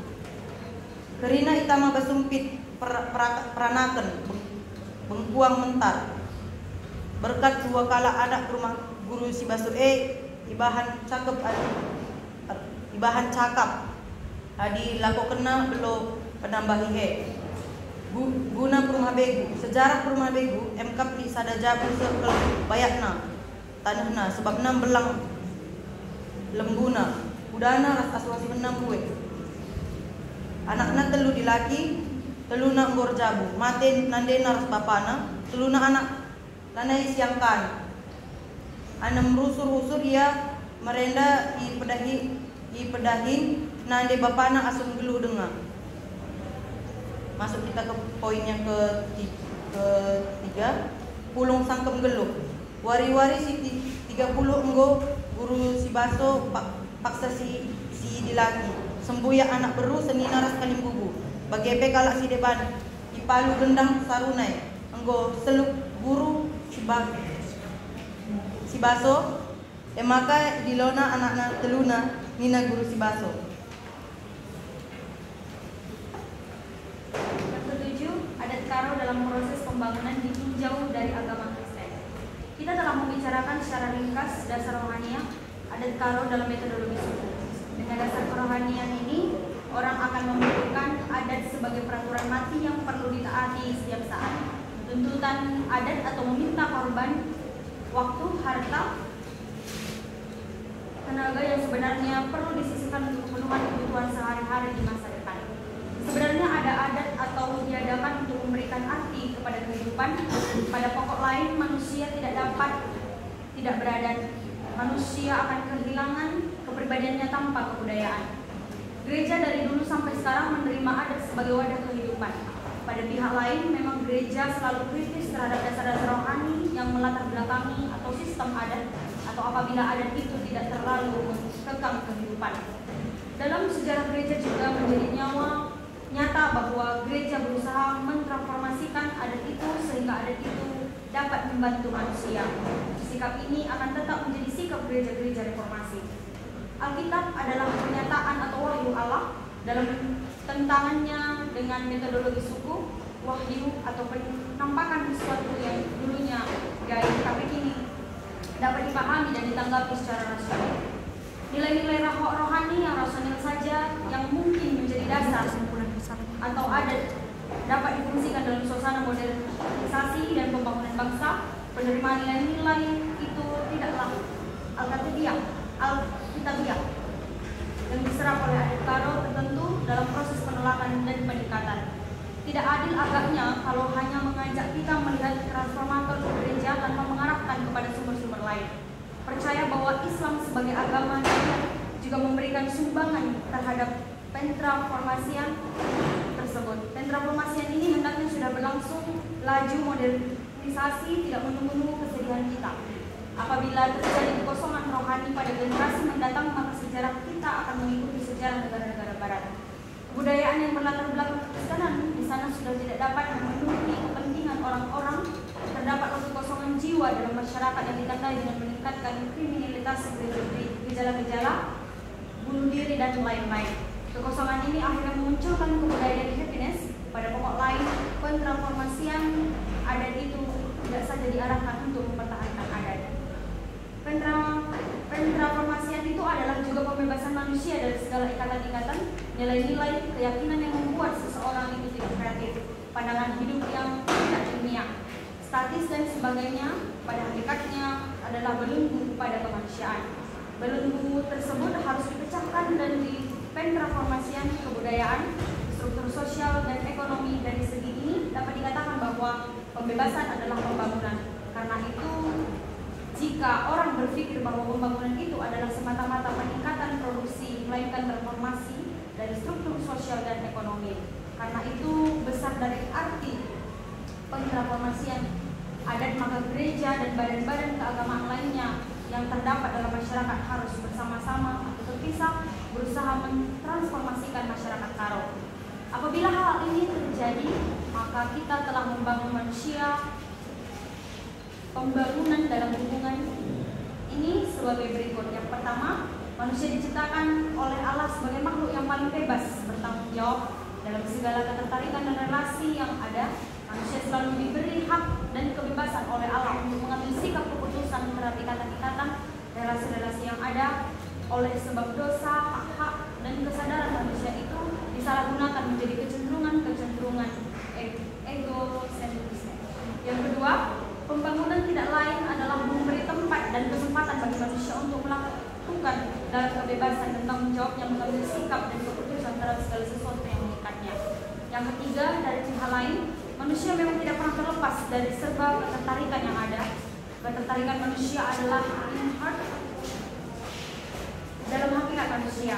Manusia hidup dalam lingkungan struktur dan kebudayaan terhadap mana manusia memang tidak pernah dapat melepaskan dirinya itu telah meningkatkan sedemikian rupa sehingga ia kehilangan kemanusiaan itu sendiri. Kesimpulan, ini setelah karo yang merupakan suatu daerah atau suku yang berada di daerah karo Karo Timur lebih sedang dinyatakan yang pada mulanya suku ini bernama suku Haru yang lambat-lambat menjadi berubah menjadi Karo. Suku Karo ini juga memiliki banyak kepercayaan seperti pemenang yang dari sanalah lahir banyak sekali banyak adat dan budaya yang berkembang hingga saat ini. Tetapi setelah masuknya agama Kristen ke agama Karo, kebudayaan dan kepercayaannya mulai dilukis dengan kehadiran agama suku Karo. Suku Karo juga memiliki banyak sekali adat istiadat yang tersebar di Sumatera Utara. Hal inilah yang menjadi keunikan suku Karo dari segi bahasa, rumah adat, sikap orang Karo dan hasil berbudi dari suku Karo. Di suku Karo juga terdapat 5 marga yang diantaranya yaitu Karo, Inti, Sendiri, Tarigan, Perangai.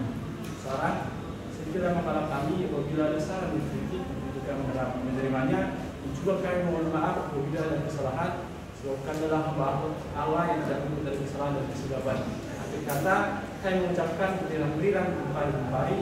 Nomor 22, dia siram kita dari, dia siram berjuang-juang. Terima kasih. Oke, baik. Karena waktu kita tinggal sedikit, saya tidak akan buka diskusi ya. Karena kita dua materi hari ini sehingga sudah banyak tersita waktu kita. Ada banyak hal yang saya sudah baca dari laporan atau makalah kelompok ini, dan tampaknya memang harus bekerja keras kelompok satu karena secara umum makalah ini terkesan seperti sejarah Karo, bukan berbicara tentang filsafat Karo. Nanti dalam perbaikan carilah salah satu filsafat Karo untuk dibahas. Misalnya kalau kelas A tadi pagi membahas tentang manuk sangkep. Nah, kalau misalnya kalian buat contoh seperti itu, makna filosofi manuk sangkep di tradisi Karo. Lalu dibahaslah itu, lalu bagaimana pandangannya dari segi kekristenan. Apakah manuk sangkep tradisi Karo itu cocok dilakukan sekarang apa tidak? Banyak filsafat Karo yang bisa digali selain manuk sangkep. Kalau pagi bagian kelompok A sudah membahas manuk sangkep, jangan bahas kalian manuk sangkep. Ada lagi puger puger sare. Ada banyak itu. Puger sage, itu puger sage. Misalnya filsafat kematian, filsafat kelahiran, filsafat banyak itu. Galilah salah satu dari filsafat Karo itu dibahas dan diperhadapkan dengan nilai-nilai iman Kristen.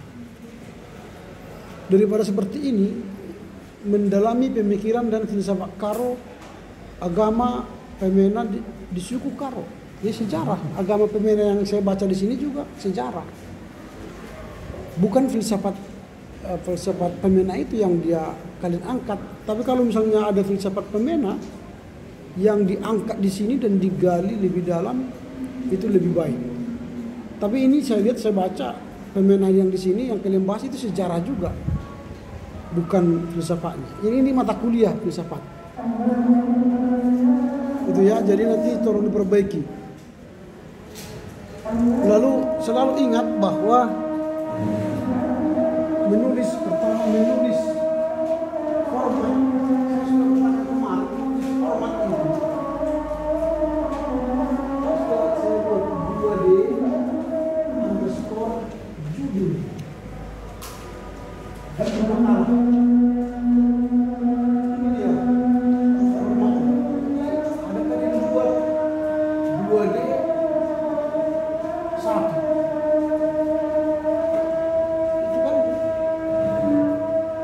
Satu filsafat Karo. Bukan begini. Nah sekarang ini kalian sudah saya nilai sementara dan hasil kalian. Kalau kalian nanti perbaiki sesuai dengan arahan dari saya, karena belum ada dari teman-teman, maka kalian bisa naik nilainya. Kalau misalnya sekarang nilai kalian hanya 80, tapi kalian perbaiki sesuai dengan harapan kita, bisa naik dari 90. Tapi nanti kalau 1 minggu ke depan tidak diperbaiki sesuai dengan harapan, maka dia bisa turun jadi 70 nilainya. Nah makanya nanti kalau sudah buat seperti ini, lalu ketika ini sekarang filenya saya buat revisi ya. Nanti kalian buat perbaikannya setelah ini, perbaikan buat. Inilah file yang dikirim perbaikan ke saya. Hari minggu depan, hari Senin depan sudah dikirim. Nah jadi kelompok 2 juga begitu. Kirimlah nanti filenya sampai sore jam 6. Seperti ini 2D. Filsafat Simadungun itu banyak. Ambil aja salah satu dari filsafat Simadungun yang kalian bahas. Itulah judul makalah kalian. Titik itu aja, kirimkan ke. Nah, saya juga kurang tahu pasti di mata kuliah cara menulis karya ilmiah sekarang yang sedang kalian jalani. Mungkin sudah diajari bagaimana cara menulis makalah yang baik dan benar.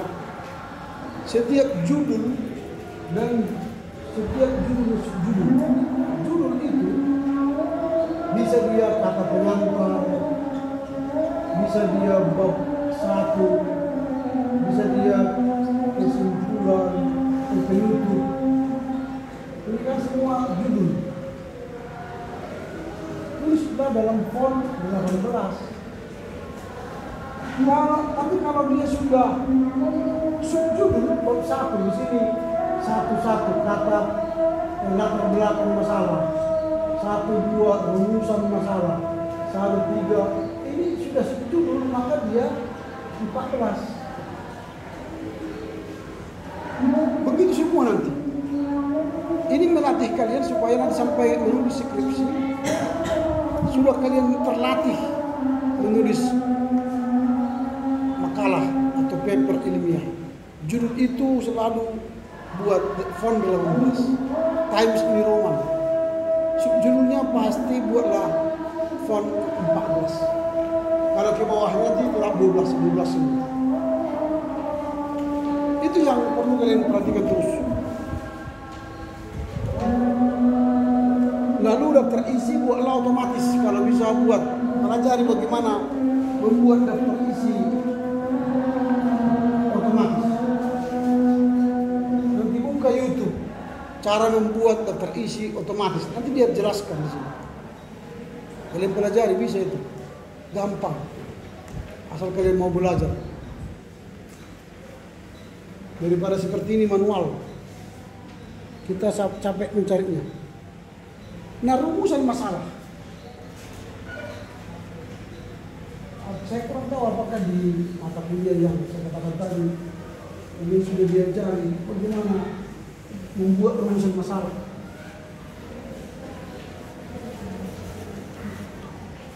Rumusan masalah itu datang dari latar belakang. Di latar belakang itu ada disebut dengan das Sollen dan das Sein. Das Sollen itu apa yang seharusnya, ini apa yang terjadi, kenyataan. Lalu di sini ada jurang penelitian. Inilah yang disebut dengan rumusan masalah. Rumusan masalah itu harus dijawab. Jadi misalnya contoh, das Sollen dan das Sein. Seharusnya jika ada yang melahirkan dalam tradisi Simalungun atau dalam tradisi Karo, harus dilaksanakan bla bla bla bla bla. Itu contoh das Sollen. Seharusnya jika ada anak lahir maka akan dilaksanakan bla bla bla bla dalam tradisi anak Karo misalnya. Tetapi kenyataan sekarang sudah banyak anak Karo yang lahir tapi tidak dilakukan lagi bla bla bla bla. Pasti tidak sesuai dengan tradisi. Lalu timbul pertanyaan ini tadi, mengapa terjadi tradisi yang sudah lama dianut oleh Karo tidak dilakukan dalam budaya Karo sekarang? Mengapa? Apa yang menyebabkan itu terjadi? Apa faktor-faktor mengapa itu terjadi? Bagaimana solusinya? Itulah di rumusan masalah. Setelah ada dari latar belakang, rumusan masalah, pertanyaan. Ini rumusan masalah kalian itu bukan pertanyaan. Latar belakang nama Karo, keadaan di Karo, perserakan, agama pemena, kepercayaan. Oh, 7 itu nggak ada pertanyaan. Rumusan masalah itu pertanyaan penelitian yang harus dijawab. Di mana dijawab ini, rumusan masalah ini, nanti di bab 2 pembahasan. Jadi kalau pertanyaanmu tadi di sini, satu, mengapa orang Karo meninggalkan tradisi filsafat kelahiran? Maka nanti di sini 2, 1, alasan orang Karo meninggalkan tradisi kelahiran. Pertanyaan ini turun ke sini. Berapa pertanyaan di sini? Itulah pembahasan di sini. Semakin banyak kau buat pertanyaanmu, semakin banyak kau jawab. Makanya dalam penelitian jangan banyak-banyak bertanya. Tanyalah 3 saja. Jangan banyak. Karena waktumu mencari menjawabnya kurang. Literaturmu menjawabnya kurang. Tanyalah 3. Mengapa? Apa faktor-faktornya? Apa solusinya? Jadi pertanyaan rumusan masalah ini harus dijawab di bab 2. Lalu bab 3, karena ini masih makalah, di samping bab 3 itu kan hanya kesimpulan. Kesimpulan itu ialah hasil dari pembahasan ini. Bukan lagi mengulang apa yang kau tulis. Kesimpulan, ternyata filsafat kelahiran di Karo mengalami degradasi dari zaman dulu sampai sekarang. Kekristenan melihat bahwa filsafat kelahiran itu perlu diperbarui. Titik. Karena itu hasil kesimpulan. Itu karena sudah dibahas di sini. Tak perlu lagi membuat di kesimpulan definisi. Kelahiran adalah filsafat Karo adalah, jangan, tidak usah. Karena itu kesimpulan. Nah ini yang perlu dibuat di sini. Sehingga makalah ini menjadi makalah ilmiah yang bisa dibaca orang dengan enak, gitu ya.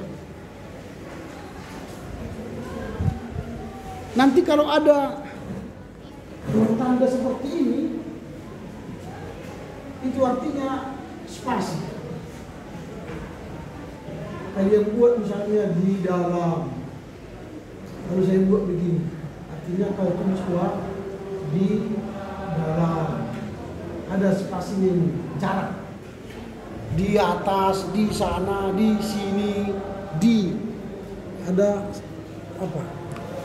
Lalu kalau kalian buat misalnya menurut M. Jainuddin dalam buku Tarikh Aceh, di bawah harus ada bukunya Tarikh Aceh yang ditulis Jainuddin itu. Ini enggak ada. Atau kalau orang lain yang mencatat, misalnya Margono yang menulis itu, menurut M. Jainuddin dalam buku Margono, itu berarti Margono yang kalian kutip. Tapi ini enggak ada. Banyak ini seperti ini. Hati-hati membuat seperti itu. Lalu kalau mengutip, misalnya yakni, ini 2, 1, 2, 3, 4, 5, 6. Lalu kau buat di sini kutipannya. Kalau ini seperti ini, berarti yang kau kutip itu hanya ini. Padahal yang kau maksud ini semua. Maka ini pindahkan ke sini. Yakni 1, mengutip situ. Sehingga ini semua termasuk kutipan dalam buku itu. Tapi kalau ini berarti ini yang kau kutip nomor 6. Itu salah. Baru setiap bahasa asing di luar bahasa Indonesia buat miring. Misalnya ras belin kal ia ibas kegeliun enda lit ergana ibandingkan ras kalak si lalit mergana. Itu harus bahasa asing itu, bukan bahasa Indonesia, buat miring. Bahasa asing itu tidak selalu bahasa Inggris. Bahasa Karo pun bahasa asing itu. Dalam konteks Indonesia. Karena orang Papua nggak ngerti itu. Hanya kita yang ngerti. Gitu ya. Jadi kalau ada tahun, tanggal, bulan, tak usah tahun. Kalian buat misalnya pada tahun, pada tahun 2023 ini tidak perlu karena ini sudah tahun. Pada tanggal 23 bulan Oktober tahun 2023 karena ini sudah tanggal ini sudah tanggal, ini sudah bulan, ini sudah tahun. Jadi pada gitu aja, selesai. Kau usah terus. Oke, karena waktu kita sudah mulai habis, saya kirim apa ini ke kalian supaya kalian bisa perbaiki untuk minggu depan.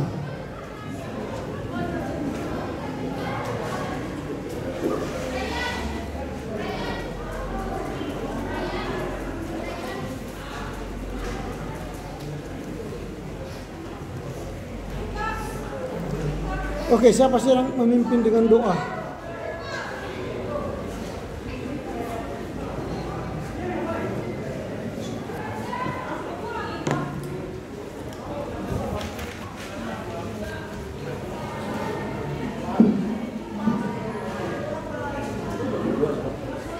Bernyanyi dan berdoa.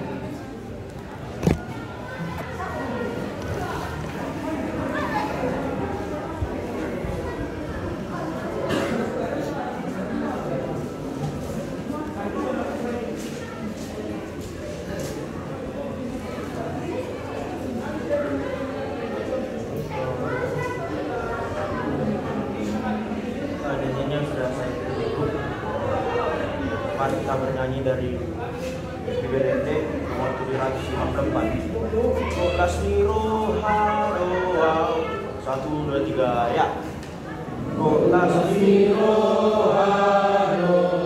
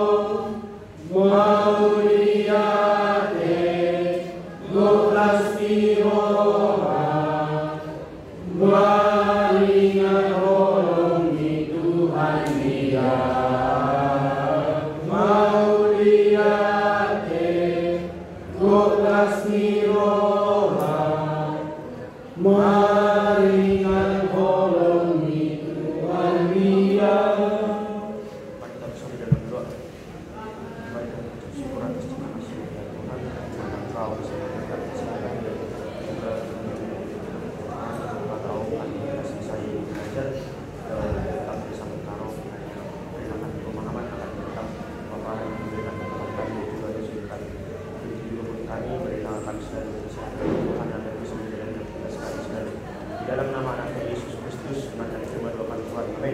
Ulang dulu, ulang. Suaramu itu saya saja enggak mendengar. Ini kau sedang berdoa membawa umat ke Tuhan, supaya kami tahu apa yang kau katakan. Kuat dulu suara. Mari kita bersatu dalam doa. Kembali kami mengucap syukur kepadamu ya Tuhan atas cinta kasih-Mu kepada kami. Kau memberikan kami kesehatan dan umur selalu. Ya Tuhan, kami telah selesai belajar tentang filsafat Karo. Kiranya berilah kami pemahaman akan tentang pelajaran yang telah dipaparkan oleh teman-teman kami dan juga pembelajar kami. Ya Tuhan, berilah kami segala kesehatan agar bisa kami menjalani kehidupan kami dalam konteks kami. Kau tahu kami manusia yang tidak perlu kesalahan dan dosa, dan hanya Engkau ampuni kami. Di dalam nama anak Yesus Kristus dengan terima doa kami. Amin.